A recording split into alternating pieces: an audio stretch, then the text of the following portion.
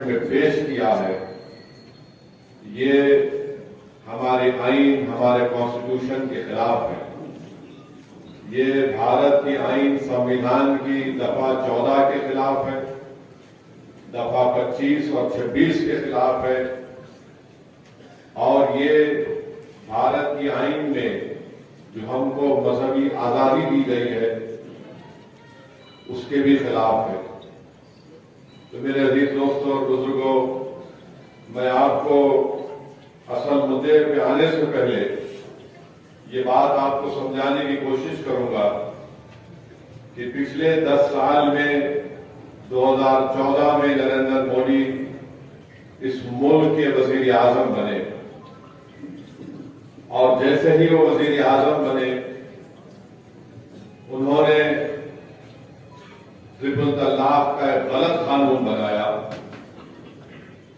जिससे मुस्लिम खवातीन का कोई फायदा नहीं हो रहा है, बल्कि उल्टा मुस्लिम खवातीन का उससे नुकसान हो रहा है।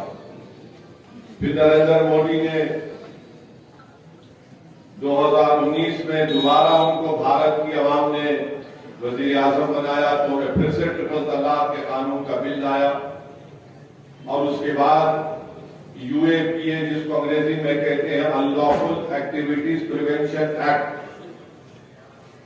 उस कानून को जिसको कांग्रेस ने बनाया था, फिर 2010 में चिदम्बरम होम मिनिस्टर थे, उसको और सख्त किया, और 2019 जुलाई में नरेंद्र मोदी ने उस कानून में इतनी तरमीम कर दी कि जो कोई भी उस कानून में गिरफ्तार होता है, सबसे ज्यादा उसमें मुसलमान, दलित, आदिवासी और इंटेलेक्चुअल लोग होते हैं। और उस कानून को जब बनाया जा रहा था, मैंने पुरजोर तरीके से उस कानून की मुखालिफत की। अब उस कानून के जरिए आज दिल्ली में जो गड़बड़ हुई थी CAA के एहतजाज के बाद, पिछले 4.5 साल से नौजवान बच्चे और बच्चियां जेल में हैं, उनकी बेल नहीं हो रही। वो कानून बनाया तो एक ईसाई स्टैन, जिसका नाम था 85 साल का बूढ़ा, जिसको जेल में अपनी ज़ईफी की वजह से वो पानी नहीं पी सकता था, उसको स्ट्रॉ डालकर पानी पीना पड़ता था।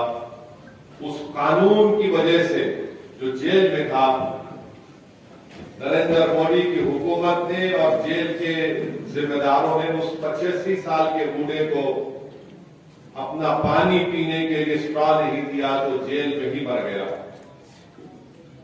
भीमा कोरेगांव में यूएपीए का इस्तेमाल हुआ, जेल में है। फिर नरेंद्र मोदी ने CAA का कानून बनाया, और वो कानून बनाकर सिर्फ मुसलमानों को उसमें शामिल नहीं किया।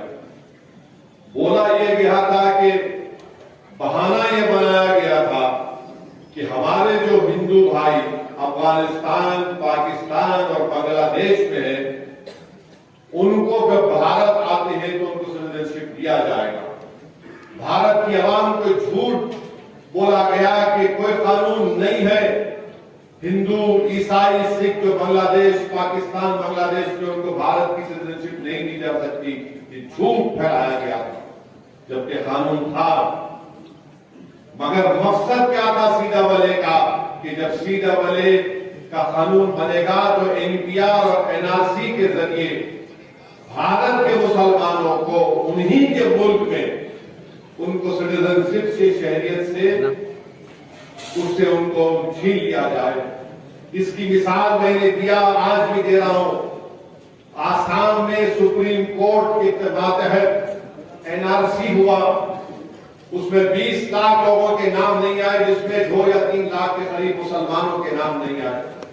उन 2 लाख मुसलमानों के ताल्लुक से कहा जा रहा है कि उनको फॉरेनर्स ट्रिब्यूनल के पास जाकर अपनी भारत की नागरिकता या शहरियत को साबित करना पड़ेगा, और दूसरे जो नॉन मुस्लिम है उनको CAA से हम शहरियत दे देंगे।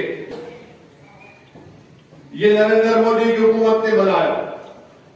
अब ये कानून बनाने जा रहे हैं वक्फ का। ये वक्फ को मजबूत बनाने के लिए नहीं, अगर पूरी दुनिया में अगर कोई झूठों का सरदार है तो उसका नाम नरेंद्र मोदी।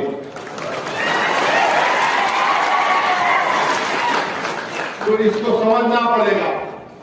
फिर नरेंद्र मोदी जी ने कहा था अपनी इस हालिया पार्लियामेंट के इलेक्शन में, क्या कहा था कि हमारी बेटियां, हमारी माएं ज्यादा बच्चे पैदा करती हैं, हमारे हिंदू भाइयों के गलों से मंगलसूत्र छीनकर हमको दिया जाएगा, भैंसों को हमारे हिंदू भाइयों से छीनकर मुसलमानों को दिया जाएगा। ये मोदी ने कहा था राजस्थान में अपने भाषण में, और अब हुकूमत इनकी बन के 100 दिन भी नहीं हुए, आपने वक्फ का कानून ला दिया। 100 दिन भी नहीं हुए,